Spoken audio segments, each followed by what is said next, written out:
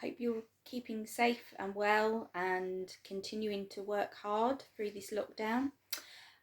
So we are on to chapter 10 of Charlie and the Chocolate Factory.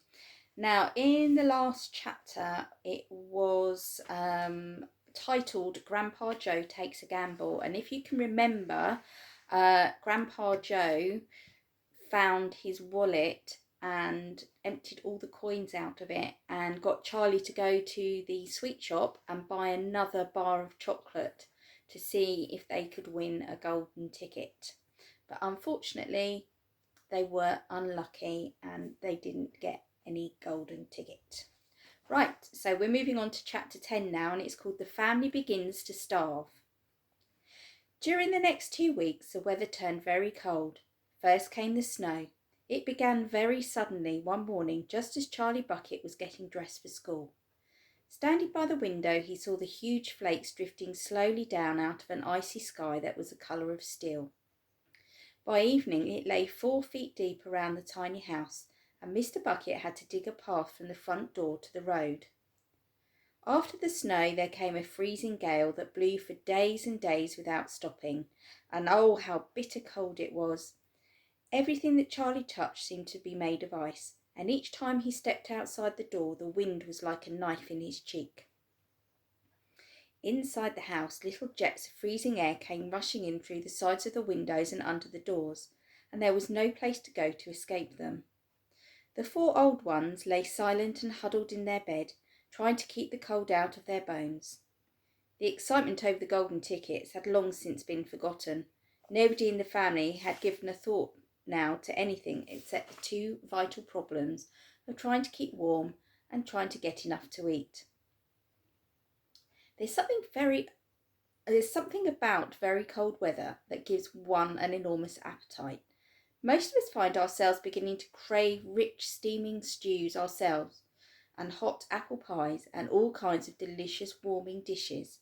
And because we are all a great deal luckier than we realise, we usually get what we want, or near enough. But Charlie Bucket never got what he wanted because the family couldn't afford it.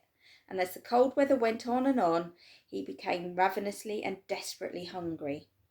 Both bars of chocolate, the birthday one and the one Grandpa Joe had bought, had long since been nibbled away, and all he got now were those thin, cabbagey meals 3 times a day. Then, all at once, the meals became even thinner.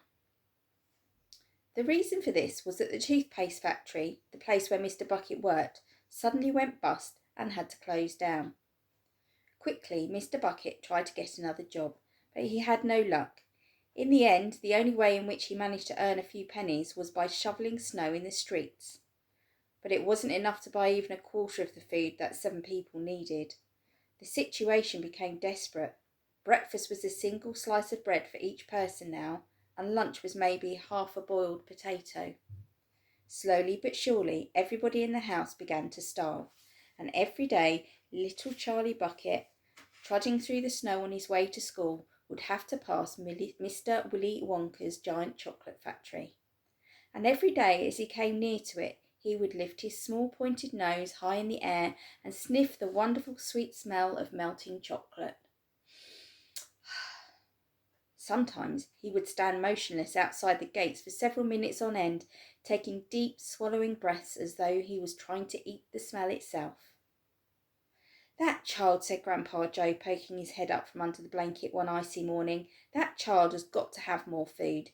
It doesn't matter about us, we're too old to bother with, but a grown boy, he can't go on like this, he's beginning to look like a skeleton." "What can one do?" murmured Grandma Josephine miserably. "He refuses to take any of ours. I hear his mother tried to slip her own piece of bread onto his plate at breakfast this morning, but he wouldn't touch it. He made her take it back." "He's a fine little fellow," said Grandpa George. "He deserves better than this." The cruel weather went on, and every day Charlie Bucket grew thinner and thinner. His face became frighteningly white and pinched. The skin was drawn so tightly over the cheeks that you could see the shapes of the bones underneath. It seemed doubtful whether he could go on much longer like this without becoming dangerously ill. And now, very calmly, with that curious wisdom that seems to come so often to small children in times of hardship, he began to make little changes here and there in some of the things he did, so as to save his strength.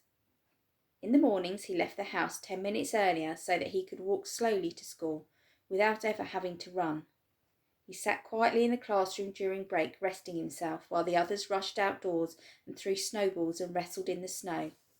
Everything he did now, he did slowly and carefully to prevent exhaustion.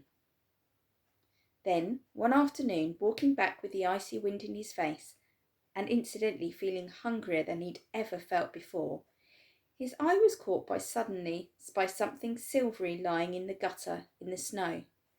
Charlie stepped off the curb and bent down to examine it.